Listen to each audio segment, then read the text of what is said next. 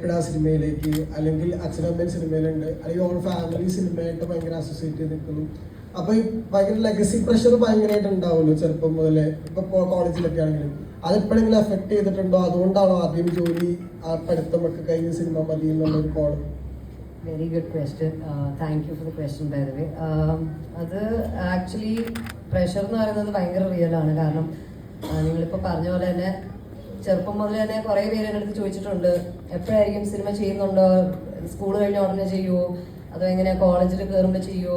അപ്പോൾ ഇതൊക്കെ ഓരോരുത്തർ ചോദിക്കുമ്പോഴും എൻ്റെ മനസ്സിൽ സിനിമ എന്നുള്ളൊരു കോൺസെപ്റ്റ് എന്നും ഉണ്ട്. കാരണം ഞാൻ ഇപ്പം എൻ്റെ ഫ്രണ്ട്സിൻ്റെ അടുത്ത് സംസാരിക്കുകയാണെങ്കിലും ഞാൻ ഭയങ്കര ഒരു എക്സ്ട്രോവേർട്ട്, ഭയങ്കര ജോവിയൽ ആയിട്ടുള്ള ഒരാളാണ്. അപ്പോൾ ഞാനിങ്ങനെ എന്താ പറയുക, ഫുൾ ടൈം ഇങ്ങനെ സംസാരിച്ചുകൊണ്ടിരിക്കുക, സംസാരിക്കുന്ന മൊത്തം ഡയലോഗായിരിക്കും, ഓരോരുത്തർ പറയുന്നത് അതുപോലെ ആയിരിക്കും. അപ്പം എൻ്റെ ഇപ്പോൾ ഫോർ എക്സാമ്പിൾ അമ്മയും എല്ലാവരും മറ്റേ സിനിമയിലുള്ളതുകൊണ്ട് തന്നെ അവരുടെയും എല്ലാവരുടെയും ഒരു മാനറിസവും എല്ലാം എനിക്ക് കിട്ടിയിട്ടുണ്ട്. അപ്പോൾ ആൾക്കാർ ഓരോന്ന് പറയുമ്പോഴാണ് നമ്മളത് നോട്ടീസ് ചെയ്യുന്നതും, അത് വേറൊരു കാര്യം. പക്ഷെ അങ്ങനെ പറയുമ്പോൾ ലൈക്ക് യു സെഡ് പ്രഷറിൻ്റെ കാര്യം, ഞാൻ ഈ കോളേജിലൊക്കെ പഠിക്കുമ്പോഴും ആൾക്കാർ ചോദിക്കുമ്പോഴൊക്കെ എനിക്ക് എന്താ പറയുക, തുറന്ന് പറയാനായിട്ട് പേടിയായിരുന്നു. എനിക്ക് സിനിമയോട് ഭയങ്കര താല്പര്യമുണ്ട് എന്നുള്ള രീതിയിൽ. കാരണം പേടി എന്ന് പറഞ്ഞു കഴിഞ്ഞാൽ വേറൊന്നുമല്ല, ഇത്രയും വലിയ ആൾക്കാരുടെ മകളാണ് ഞാൻ എന്നുള്ളൊരു തോട്ട് എനിക്ക് വന്നത് തന്നെ ഞാൻ ഒരുപാട് വർഷങ്ങൾക്ക് ശേഷമാണ്. കാരണം എല്ലാവരും എൻ്റെ അടുത്ത് പറയുമ്പോഴാണ് ഞാൻ അറിയുന്നത് ദാറ്റ് ഇവർ ഭയങ്കര, കാരണം ഞാൻ ഒരിക്കലും അങ്ങനെ, ഞാൻ മകളാണല്ലോ, ഞാനങ്ങനെ ഒരിക്കലും എന്താ പറയുക വലിയ സ്റ്റാർസാണ്, ഞാൻ അവരങ്ങനെ ഒരു രീതി കാണണം, അല്ലെ സ്കൂളിൽ പോയിട്ട് പോകും, എൻ്റെ പേരൻസ് ആരാന്നറിയോ, അങ്ങനത്തെ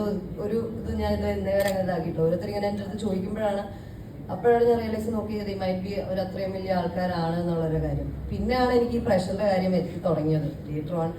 കാരണം ഞാൻ വിചാരിച്ചു എനിക്ക് അങ്ങനെ ഒത്തിരി എന്താ പറയുക, what if I M not good enough, അവരത്രയും വലിയ ആൾക്കാരാണ്, ഞാൻ ഒരിക്കലും മാച്ചപ്പ് ചെയ്യാൻ പോകുന്നില്ല. കാരണം എല്ലാവരും എന്നെ കമ്പയർ ചെയ്യാൻ പോകുന്നതും ഋഷിയുടെയും മനോജ് കെജിയുടെയും മകൾ എന്നുള്ള രീതിയിലായിരിക്കും അവർ പറയുന്നതും. അപ്പോൾ അവരുടെ ഒരു എക്സ്പെക്റ്റേഷനും ഉണ്ടാവും. അപ്പോൾ പ്രഷർ ഇസ് വെരി റിയൽ. പക്ഷേ എന്നെ അങ്ങനെ ഒത്തിരി എഫക്റ്റ് ചെയ്തിട്ടുമില്ല, എന്നാൽ എഫക്റ്റ് ചെയ്തിട്ടുമുണ്ട്. എനിക്ക് അങ്ങനെ കൃത്യമായിട്ടൊരു ആൻസർ എനിക്കതിന് പറയാൻ പറ്റില്ല. പക്ഷേ ഒരുപാട് തോട്ട് ഞാൻ ഇതിനകത്ത് ഇട്ടിട്ടാണ് ഞാൻ ഓക്കെ സിനിമയിൽ കയറാമെന്നുള്ള രീതിയിൽ. കാരണം കൂടിപ്പോയി കഴിഞ്ഞാൽ എന്താ പറയുക, അപ്പോൾ ഞാൻ if I M not good enough for anything, I think I can make myself better, right? അപ്പം ഇപ്പം ആൾക്കാർ എന്താ പറയുക എങ്ങനെ എടുക്കും എന്നൊന്നും എനിക്കറിയില്ല, ഫസ്റ്റ് സിനിമയും കൂടിയാണ്. പക്ഷേ എനിക്ക് പറ്റുന്ന രീതിയിൽ ഞാൻ ചെയ്യാനായിട്ടാണ് ആഗ്രഹം.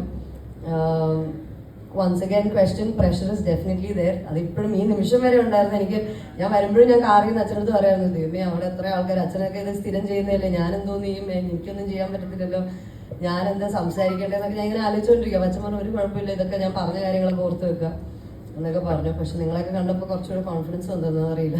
പക്ഷേ thank you so much for the question. Pressure നല്ലോണം ഉണ്ട്. I hope I answered your question. നല്ലോണം ഉണ്ട്, ഇപ്പോഴും ഉണ്ട്. അതെനിക്ക് തോന്നുന്നു ഇനി ഉണ്ടാവും. Until I make it better in life, I hope will still be there, I think. Thank you so much.